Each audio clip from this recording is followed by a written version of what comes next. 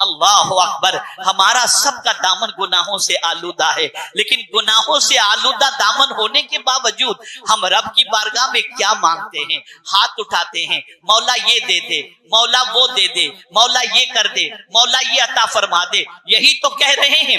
کتنے لوگ ایسے ہیں جنہیں اپنے گناہوں کے سلسلے میں شرمندگی ہے اور اللہ کی بارگاہ سے مغفرت کی بھیک مانگتے ہو. اللہ نے اپنے محبوب صلی اللہ علیہ وسلم سے کیا مانگنے کے بارے میں فرمایا؟ امت کی تعلیم کے لیے، تاکہ حضور مانگیں تو امت بھی وہی چیز مانگے. رب نے فرمایا وَقُلْ رَبِّ اغْفِرْ وَارْحَمْ وَأَنْتَ خَيْرُ الرَّاحِمِينَ. آپ عرض کیجئے مولا بخش دے، رحم فرما، اور تو بہترین رحم فرمانے والا ہے. آپ اگر قرآن کا مطالعہ کریں تو آپ کو پتا چلے گا انبیاء کرام علیہم الصلاۃ والتسلیم کی دعاؤں کے اندر مغفرت کی دعا بے پناہ آپ کو نظر آئے گی. لیکن اللہ اکبر، آج کا مسلمان اللہ سے معافی مانگنے کو تیار نہیں، گناہ کر رہا ہے، بد کرداری کر رہا ہے، برائیوں سے دامن آلودہ کر رہا ہے، لیکن معافی مانگنے کو تیار نہیں ہے، مغفرت کی بھیک مانگنے کو تیار نہیں ہے، بخشش کی بھیک مانگنے کو تیار نہیں ہے. آئیے میں آپ کو بتاؤں، حضرت ابراہیم علیہ الصلاۃ والتسلیم بارگاہ سمدیت میں دعا کرتے ہیں تو کیا دعا کرتے ہیں؟ ربنا اغفر لی وَلِوَالِدَيَّ وَلِلْمُؤْمِنِينَ يَوْمَ يَقُومُ الْحِسَابِ. آپ اندازہ لگائیں، ایک جلیل القدر پیغمبر اللہ کی بارگاہ میں مغفرت کی دعا کر رہے ہیں. انبیاء معصوم ہوتے ہیں، لیکن دعا کر کے انبیاء کرام یہ بتا رہے ہیں کہ اللہ سے معافی مانگنا اللہ کو بہت پسند ہے، اور جب کوئی معافی مانگتا ہے تو اس کی رحمت کو پیار آ جاتا ہے. اے رسول گرامی وقار صلی اللہ تعالی علیہ وسلم کے پیارے دیوانوں، آپ ذرا سوچیں. مفتی صاحب قبلہ آپ کو مبارکباد دیں، آپ خوش ہو جائیں. حضرت علامہ مولانا زاہد سلامی صاحب مبارکباد دیں، آپ خوش ہو جائیں. اللہ اکبر. ماں باپ مبارکباد دیں، آپ خوش ہو جائیں. استاد مبارکباد دیں، خوش ہو جائیں. لیکن اگر حضور کسی کو خوشخبری سنا دیں اور مبارکباد عطا فرمائیں تو اس سے بڑھ کر کے مبارکبادی اور خوشخبری کیا ہوگی؟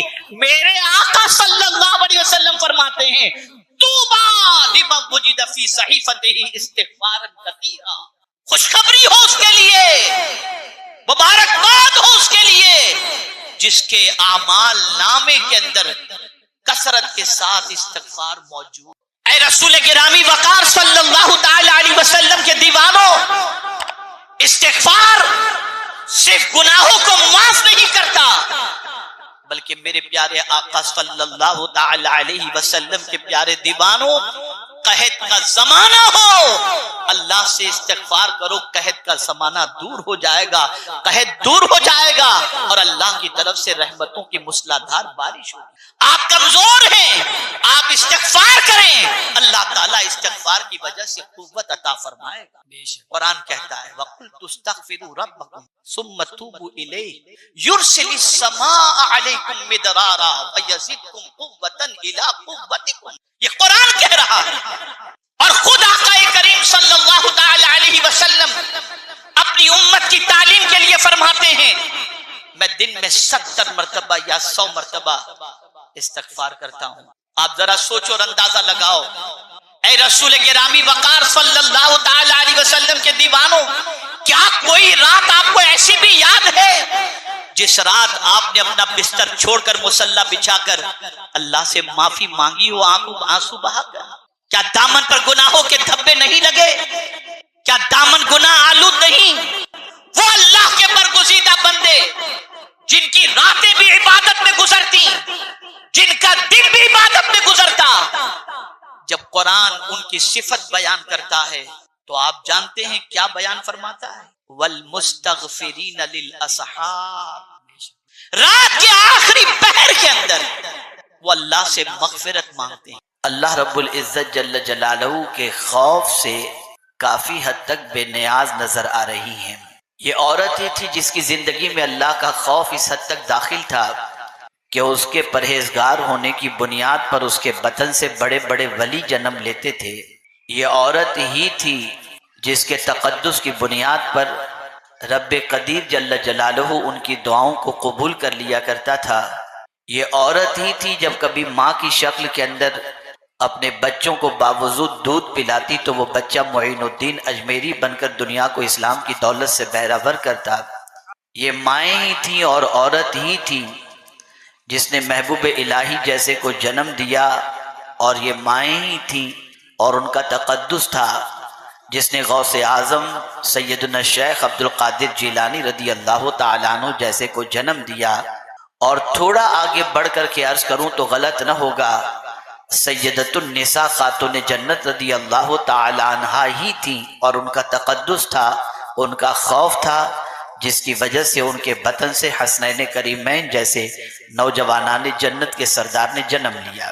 آج اگر ہم عورت کی زندگی کا جائزہ لیں تو عورت نے صرف شرم کا لباس نہیں اتار دیا، حیا کا لباس نہیں اتار دیا، بلکہ عورت کی زندگی سے تقوی رخصت ہو چکا۔ عورت بے باک ہوتی جا رہی ہے، عورت بے باکی کا مظاہرہ کرتی جا رہی ہے، اللہ کا ڈر اس کی زندگی سے نکلتا جا رہا ہے، اور دنیا یہ کوشش کر رہی ہے کہ اب کوئی بھی عورت ایسی نظر نہ آنے پائے جس کی زندگی میں تقوی چھلکتا ہو اور اس کی زندگی ایسی گزرتی ہو جس کو دیکھنے کے بعد خاتون جنت کی یاد تازہ ہو جائے۔ آئیے میں سمجھاتا ہوا چلوں آپ کو کہ ایک عورت کی زندگی میں اللہ کا ڈر کتنا ضروری ہے۔ جب تک عورتیں اللہ کے خوف سے دامن گیر تھیں، ان کے گھر کے اندر فاقہ نہیں ہوتا تھا۔ جب تک عورت اللہ عز و جل کے خوف کے اندر زندگی گزارتی تھی، ان کے گھروں میں رحمت الہی کا نزول ہوتا۔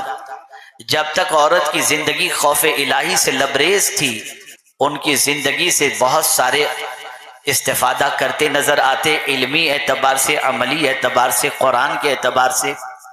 جب تک عورت کی زندگی خوف الہی سے لبریز تھی، بڑے بڑے آوارہ لوگوں کو توبہ کی توفیق نصیب ہو جاتی، لیکن جب سے عورت نے خوف کی چادر اتار کر کے پھینک دی اور اللہ کا ڈر بالکل دل سے نکال دیا، آج معاشرے کی سچویشن کسی سے پوشیدہ نہیں، العیاذ باللہ۔ اب تو حالات اتنے بد سے بدتر ہو چکے ہیں کہ بازاروں میں مرد تو اپنے وجود کو عورت سے بچاتے نظر آتے ہیں، لیکن عورت ہے کہ بینگلز پہننے سے لے کر کے چپل جوتے تک غیر مردوں سے پہن لیتی ہیں۔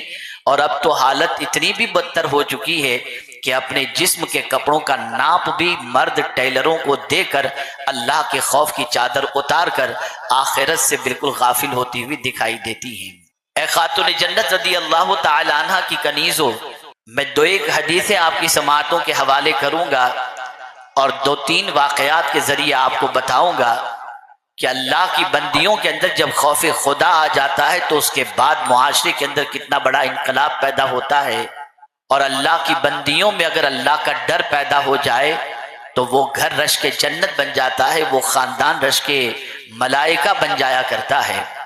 آپ ذرا دیکھیں، آج عورت اپنی زندگی کی مصروفیات کا جائزہ لے کہ وہ صبح اٹھنے سے لے کر کے رات تک کیا کرتی ہے، اور رات کی آدھی رات تک اس کی زندگی کس کام کے اندر خرچ ہوتی ہے۔ وہ سرسری طور پر اپنی زندگی کا احتساب کرے اور اپنی زندگی کا جائزہ لے کہ اس کی صبح کس کام میں گزرتی ہے، اس کی دوپہر کس کام میں گزرتی ہے، اس کی شام کس کام میں گزرتی ہے، اس کی آدھی رات کس کام کے اندر گزرتی ہے، اور اس کے تصورات و تخیلات کے اندر کیا چیزیں گردش کر رہی ہوتی ہیں۔ تو مجھے کہنے کی ضرورت نہیں، الا ماشاء اللہ تقریباً خواتین کا ذہن بھٹکتا ہوا نظر آتا ہے، تقریباً خواتین کے ذہن کے اندر اللہ کا ڈر نظر نہیں آتا، اور دنیا کے جھمیلوں کے اندر، دنیا کی محبت کے اندر، بننے سنورنے کے اندر، اور اپنی زندگی کو آرائش و زیبائش سے مزین کرنے کے اندر ان کی زندگی کے زیادہ تر لمحات گزرتے ہوئے نظر آتے ہیں۔ آپ کہیں گے مولانا آپ اعتراض کر رہے ہیں، شاید آپ کو نہیں معلوم، زیادہ روزے رکھنے والی خواتین ہی ملیں گی، زیادہ نفل پڑھنے والی خواتین ہی ملیں گی، زیادہ ختم شریف پڑھنے والی خواتین ہی ملیں گی، زیادہ اللہ عز و جل کی کتاب کی تلاوت کرنے والی خواتین ہی ملیں گی۔ میں اس سے انکار نہیں کرتا، لیکن میں اس کا اثر ان کی زندگی میں تلاش کرتا ہوں کہ بتاؤ تو صحیح تلاوت کا اثر تمہاری زندگی میں کتنا ہے، اللہ کا ڈر تمہاری زندگی میں کتنا ہے۔ تو اگر آپ دیکھیں گے تو اس طرح کی بہت ساری تلاوت کرنے والی خواتین، بہت ساری اوراد و وظائف میں زندگی گزارنے والی خواتین کچھ اس طریقے سے بھی زندگی گزارتی ہیں جس طریقے کی زندگی گزارنے کے سلسلے میں اللہ نے بھی منع فرمایا، اللہ کے رسول صلی اللہ علیہ وسلم نے بھی منع فرمایا۔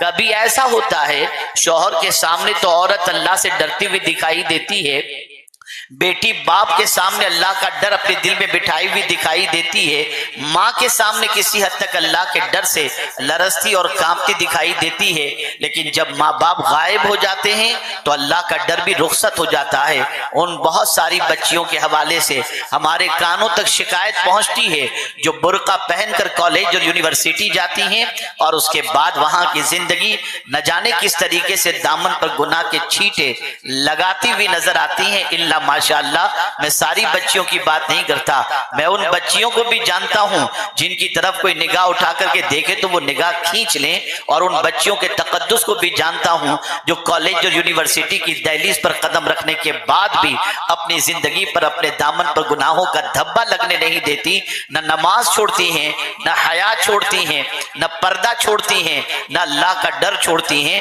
ایسی بھی بہت ساری بندیاں ہیں، لیکن زیادہ تر ایسی بندیاں ملیں گی جن کے دل سے اللہ کا ڈر رخصت ہو چکا ہے، اللہ کا خوف رخصت ہو چکا ہے، اللہ کی خشیت رخصت ہو چکی ہے۔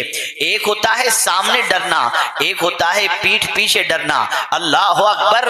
جو لوگ اللہ عز و جل سے اس طرح سے ڈرتے ہیں کہ صرف یہی نہیں کہ لوگوں کے سامنے اللہ کا ڈر ان کی زندگی کے اندر ہے کہ اگر ہم یہ کریں گے تو یہ ہوگا، نہیں، جب وہ تنہائی میں ہوتی ہیں، جب وہ اکیلے میں ہوتے ہیں تو ان کے دامن پر اللہ کی خشیت ہوتی ہے، وہ ڈر رہے ہوتے ہیں کہ کوئی دیکھ رہا ہو یا نہ دیکھ رہا ہو، پالنہار حقیقی دیکھ رہا ہے، معبود برحق دیکھ رہا ہے، اس کی بارگاہ میں ایک دن حاضر ہونا ہے اور وہ ہمیں اپنے گناہوں کے بارے میں اور ہمیں اپنے گناہوں کے سزا کے سلسلے میں حکم سنائے گا۔ لیکن میں آپ کو بتاؤں، ایک خاص طور پر آپ کی توجہ چاہوں گا، دنیا کا انسان دیکھے گا آپ کو اللہ کی نافرمانی کرتے ہوئے یا گناہ کرتے ہوئے، وہ ٹوکے گا، وہ ڈانٹے گا، اور باپ ہے تو زد و کوب کرے گا، شوہر ہے تو کسی حد تک طلاق کی دھمکی دے گا یا رشتے سے نکال دے گا۔ لیکن میں پوچھنا چاہتا ہوں، جس کو جتنا اختیار ہوتا ہے اسی کے حساب سے وہ سزا دیتا ہے۔ باپ کو جتنا اختیار ہے اسی کے مطابق تمہارے گناہ پر سزا دے گا، شوہر کو جتنا اختیار ہے اس کے مطابق وہ تم کو سزا دے گا۔ لیکن کبھی تم نے یہ سوچا کہ شوہر کو پتہ نہ چلے اس طرح سے گناہ کرتی ہو کہ کہیں طلاق نہ دے دے، کہیں اس لیے گناہ سے بچتی ہو کہ کسی طرح سے باپ کو پتہ نہ چلے؟ لیکن میں پوچھنا چاہتا ہوں، کیا اللہ سے بھی چھپ سکتے ہو؟ کیا اللہ سے بھی تم بے خبر؟ اللہ عز و جل تمہارے کرتوت سے بے خبر رہ سکتا ہے؟ نہیں، اللہ ہر گناہ کو جانتا ہے، اللہ عز و جل ہر انسان کے کرتوت کو جانتا ہے، اس سے کوئی چیز پوشیدہ نہیں ہے۔ جتنا انسان سے ڈرتے ہو اگر اتنا ہی اللہ کا ڈر دل کے اندر پیدا ہو جائے تو آج کے دور کی خواتین جس کے لیے جو دعا کر دیں اللہ ان کی دعاؤں کو قبول فرما لے گا۔ تقوی اتنی عظیم دولت ہے کہ جس عورت کو نصیب ہو جائے وہ عورت اگر پیوند والے کپڑے بھی پہنے تو اللہ اسے عزت عطا کرتا ہے، وہ میک اپ نہ بھی کرے اللہ اس کے چہرے پر نور ظاہر کر دیتا ہے، وہ کسی کے لیے دعاؤں کے لیے ہاتھ اٹھا دے اللہ اس کی دعاؤں کو قبول کر لیتا ہے۔ اور میرے پیارے آقا صلی اللہ علیہ وسلم کے پیارے دیوانوں اور خواتین اسلام، اگر اللہ کی نیک بندی، اللہ سے ڈرنے والی بندی اگر لب ہلا دے تو مولا اس طرف اس کے سارے تمناؤں کی تکمیل فرما دیتا ہے۔ آپ دیکھیں، آپ کو محسوس ہوگا کہ اللہ کا ڈر جب دل میں ہوتا ہے تو کیفیت کیا ہوتی ہے۔ اللہ اکبر! ایک عورت جس کی زندگی اللہ کی بندگی میں گزرتی تھی، جس کی زندگی اللہ کی اطاعت میں گزرتی تھی، لیکن اس کا شوہر جو وہ خود بھی بہت بڑا عابد تھا لیکن اس کے بچے بہت زیادہ تھے، یعنی میاں بیوی کے بچوں کی تعداد بڑی تھی۔ ایک دن سچویشن ایسی بن جاتی ہے کہ کثیر العیال ہونے کی وجہ سے، بہت بچے ہونے کی وجہ سے گھر کے اخراجات پورے نہیں ہو رہے تھے، تو شوہر نے بیوی سے کہا جاؤ فلاں تاجر کے پاس جا کر کے کچھ لے کر کے آ جاؤ تاکہ بچوں کی آگ بجھائی جا سکے، بچوں کے پیٹ کی آگ بجھائی جا سکے۔ خاتون جاتی ہے اور جانے کے بعد تاجر کے سامنے اپنا معافی ضمیر پیش کرتی ہے۔ تاجر فاسق تھا، اس کے دل کے اندر اللہ عز و جل کا ڈر نہیں تھا، موقع کا فائدہ اٹھاتے ہوئے اس نے اس عورت سے کہا کہ تو میری خواہش پوری کر دے، میں تیری ضرورت کی تکمیل کر دوں گا۔ عورت چلی گئی، گھر جب پہنچتی ہے تو شوہر کہتا ہے بچے بھوک سے بلک رہے ہیں، کچھ لے کر کے آئی ہو؟ اس عورت نے کہا نہیں، کچھ نہیں ملا۔ اپنے شوہر سے یہ نہیں کہا کہ فلاں تاجر نے اس قسم کے جملے استعمال کیے۔ کچھ دیر تک بچوں کو بلکتا ہوا دیکھ کر برداشت نہ ہو سکا، پھر وہ تاجر کے پاس گئی۔ جب تاجر کے پاس پہنچتی ہے اور اپنے بچوں کے بلکنے کی بات کرتی ہے تو وہ یہی کہتا ہے کہ تم میری خواہش پوری کر دے، میں تجھے مالا مال کر دوں گا۔ عورت گھبرا جاتی ہے، کبھی بچوں کی بھوک، بچوں کا تڑپنا، بچوں کی پریشانی اس کے دل و دماغ پر چھا جاتی ہے، کبھی اللہ کا ڈر، اللہ کی بارگاہ میں کھڑے ہونے کا تصور وہ اسے کانپنے پر مجبور کر دیتا ہے۔ لیکن بچوں کے سامنے وہ ہتھیار ڈالتے ہوئے وہ یوں کرتی ہے کہ اس کے ساتھ رضامندی کا اظہار کر دیتی ہے۔ ابھی تنہائی میں دونوں پہنچے ہی تھے کہ عورت کا بدن کانپنے لگتا ہے اور اس کے بدن پر کپ کپی طاری ہوتی ہے۔ تاجر پوچھتا ہے اے عورت، آخر تو کس سے ڈر رہی ہے؟ کیوں اتنی کانپ رہی ہے؟ کیوں اتنا تجھ پر لرزہ طاری ہے؟ عورت برجستہ جواب دیتی ہے سنو، ایک دن مجھے رب کے حضور حاضر ہونا ہے، اس گناہ کے بارے میں وہ مجھ سے پوچھے گا تو میں اپنے رب کو کیا جواب دوں گی؟ اس تصور کی وجہ سے مجھ پر کپ کپی طاری ہے۔ عورت کا خوف خدا سے لرزنا اس تاجر پر اتنا ایفیکٹ کرتا ہے کہ وہ تاجر یہ جملہ استعمال کرتا ہے جب تو بھوکی رہ کر اللہ سے اتنا ڈرتی ہے تو میں تو پیٹ بھرا ہوں، مجھے زیادہ ڈرنا چاہیے۔ اور یہ کہتے ہوئے وہ کمرے میں گیا اور جا کر بہت سارا مال و منال لا کر اس عورت کو دیا اور کہتا ہے تو مجھے معاف کر دے، اللہ اکبر، اور دعا کر کہ میری غلط نیت کو اللہ بھی معاف فرما دے۔ اللہ اللہ، وہ عورت دعائیں دیتی ہوئی مال و منال لے کر گھر چلی جاتی ہے۔ ادھر اس نوجوان تاجر کی زندگی میں تبدیلی پیدا ہوتی ہے۔ حضرت موسیٰ کلیم اللہ علیہ الصلاۃ والتسلیم کو اللہ وحی نازل فرماتا ہے اور ارشاد فرماتا ہے فلاں جگہ جاؤ، ایک تاجر ہے، اسے جا کر یہ خوشخبری سنا دو کہ اللہ نے اس کے سارے گناہ معاف فرما دیے ہیں۔ اللہ اکبر۔ حضرت موسیٰ علیہ السلام اللہ کے کلیم جب اس کے پاس پہنچتے ہیں اور اسے مزدعے جاں فضا سناتے ہیں کہ اللہ نے تیرے سارے گناہ معاف فرما دیے ہیں، لیکن حضرت موسیٰ علیہ السلام نے یہ کہنے کے بعد ارشاد فرمایا اے نوجوان ذرا بتا تو صحیح، تو نے وہ کون سی عظیم نیکی کی ہے جس کی وجہ سے اللہ نے تیرے گناہوں کو معاف کر دیا؟ اتنا سننا تھا۔ وہ نوجوان کہتا ہے اور پورا واقعہ سناتا ہے مجھ پر نفس حاوی تھا، شیطان حاوی تھا، میں گناہ کی طرف آمادہ ہو چکا تھا، لیکن ایک عورت کے خوف خدا سے لرزنے نے مجھے توبہ کی توفیق عطا فرما دی، جس کی وجہ سے اللہ نے میرے گناہوں کو معاف فرما دیا۔ جب عورت خوف خدا سے لرزتی ہے تو آوارہ کا مزاج تبدیل ہو جاتا ہے۔ جب عورت اللہ کے ڈر سے کانپتی ہے تو بگڑا ہوا انسان توبہ کی طرف مائل ہو جاتا ہے۔ لیکن وہ عورتیں جو خود ہی گناہ کی دعوت دیتی ہوں، جو خود ہی گناہ کی طرف مائل ہوتی ہوں، جو خود ہی گناہ کی طرف دعوت دینے والی ہوتی ہوں، گناہ کی طرف بلانے والی ہوتی ہوں، ان کا انجام کیا ہوگا، ان کی سزا کیا ہوگی؟ کبھی سوچنے کی کوشش کی، کبھی غور کرنے کی کوشش کی تو آج ہماری بہنیں یہ تصور کرتی ہیں، آج ہماری قوم کی بچیاں یہ تصور کرتی ہیں دنیا چند دنوں کی ہے، عیش کر لو۔ یہ عیش کرنے کی جگہ نہیں ہے، یہ اللہ کے خوف سے لرزنے کی جگہ ہے، اور یہاں رہ کر اپنی آخرت کو سنوارنا ہے اور اللہ کی بارگاہ کی حاضری کے تصور کو ہمیشہ پیش نظر رکھنا ہے۔ آپ ذرا سوچیں، اندازہ لگائیں، ایسے ہی ایک اور عورت کا واقعہ ہے۔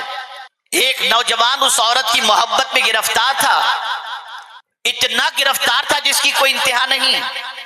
اچانک ایک قافلہ روانہ ہوتا ہے اور وہ عورت بھی اس قافلے میں روانہ ہونے کے لیے تیار ہوتی ہے۔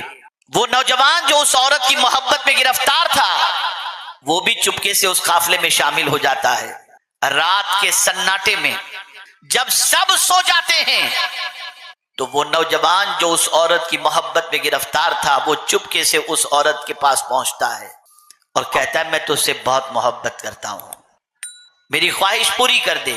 عورت نے سوال پوچھا کہ ذرا یہ بتاؤ قافلے والے کیا کر رہے ہیں؟ کہا قافلے والے تو میٹھی نیند، بھرپور نیند کے اندر ہیں، خراٹے لے رہے ہیں، سو رہے ہیں اور بے خبر سو رہے ہیں۔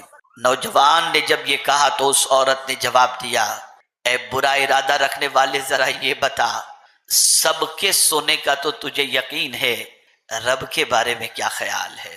اتنا سننا تھا، اس شخص کی آنکھوں سے آنسو نکل گئے. اس نے کہا اللہ تو سونے سے پاک ہے. تو کہتی ہے وہ خاتون، نادان، تو انسانوں سے ڈرتا ہے، پیدا کرنے والے خدا سے نہیں ڈرتا. بس اس بندے نے توبہ کر لی اور اس کے بعد کبھی گناہ کا قصد و ارادہ نہیں کیا. پتہ یہ چلا عورت اگر اللہ عز و جل کا ڈر دل کے اندر پیدا کر لے تو اس کی وجہ سے معاشرہ سنور سکتا ہے، آوارگی مٹ سکتی ہے، اور گناہوں کے دلدل میں ڈوبنے والے نوجوانوں کو سنورنے کا موقع مل سکتا ہے. لیکن وہ عورت جو اپنے آپ کی طرف مردوں کو مائل کرتی ہیں، مردوں کو اٹریکٹ کرتی ہیں، رسول اعظم صلی اللہ علیہ وسلم نے فرمایا وہ عورتیں جہنمی ہیں اور انہیں جنت کی خوشبو تک نصیب نہیں ہو سکتی. اے خواتین اسلام، اللہ کا ڈر دل کے اندر پیدا کرو. اللہ کے ڈر سے دل میں سکون پیدا ہوگا.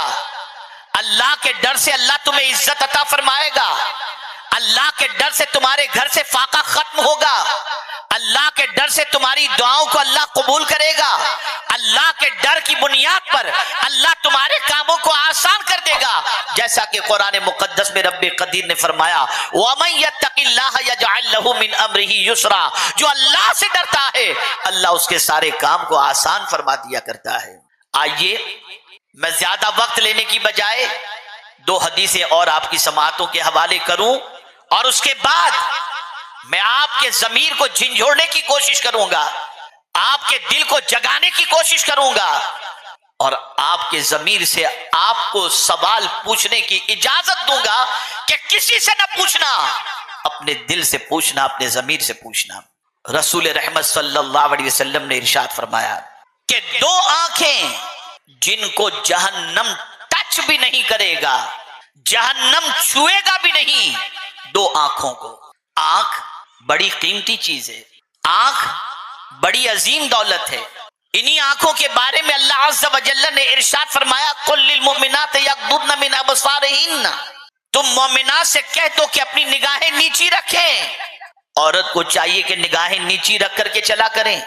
ایسے ہی مردوں سے بھی کہا گیا قُلْ لِلْمُؤْمِنِينَ يَغْضُضُّوا مِنْ أَبْصَارِهِمْ، تم مومنوں سے کہہ دو کہ وہ اپنی نگاہیں نیچی رکھیں.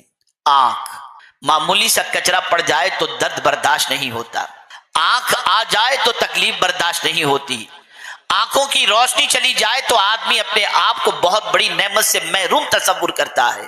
کوئی نہیں چاہتا کہ اس کی آنکھوں کو تکلیف پہنچے. لیکن رسول رحمت صلی اللہ علیہ وسلم کی عظمتوں پر قربان جائیں، وہ صرف دنیا کی تکلیفوں سے بچانے کے لیے تشریف نہیں لائے، وہ جہنم کی تکلیف سے بچانے کے لیے بھی تشریف لائے. اس لیے انہوں نے نسخہ عطا فرمایا، اور آقا کریم صلی اللہ علیہ وسلم نے ارشاد فرمایا 2 آنکھوں کو جہنم کی آگ چھوئے گی بھی نہیں، ٹچ بھی نہیں کرے گی، ٹچ بھی نہیں کرے گی. کون سی 2 آنکھیں؟ میں توجہ چاہوں گا، اور میں چاہوں گا کہ یہ حدیث مبارکہ کو بغور خواتین اسلام سماعت کریں. 2 آنکھوں کو جہنم ٹچ بھی نہیں کرے گا. کون سی 2 آنکھیں؟ ایک وہ آنکھ جو پہرا دینے والی ہو، یعنی قافلے والے سو رہے ہو اور کوئی جاگ کر پہرا دے رہا ہو، ان آنکھوں کو اللہ عز و جل کے حبیب صلی اللہ علیہ وسلم نے فرمایا جہنم کی آگ چھوئے گی بھی نہیں. اور دوسری کون سی آنکھ؟ رسول رحمت صلی اللہ علیہ وسلم نے فرمایا دوسری وہ آنکھ جو اللہ کے خوف سے رونے والی ہو، جن آنکھوں سے اللہ کے ڈر کی وجہ سے آنسو نکل جائے، حضور فرماتے ہیں ان آنکھوں کو جہنم کی آگ چھوئے گی بھی نہیں. بات رونے کی آئی، کس لیے رونا چاہیے؟ آنکھوں سے آنسو کس بات پر نکلنے چاہیے؟ غزلیں سن کر، کسی کی محبت کی داستان دیکھ کر، سیریل کے اندر ایموشنل سین دیکھ کر، کسی کی محبت کے اندر جدائی کی وجہ سے؟ کیا اس وجہ سے آنسو نکلنے چاہیے؟ گانے سن کر آنسو، غزلیں سن کر آنسو، ایموشنل سین دیکھ کر کے آنسو، محبت میں ناکامی پر آنسو، کسی کی جدائی میں آنسو. اس لیے آنسو نہیں. اگر کوئی عورت اس لیے روتی ہے کہ اس کے دل میں اللہ کا ڈر ہے اور خشیت کی بنیاد پر روتی ہے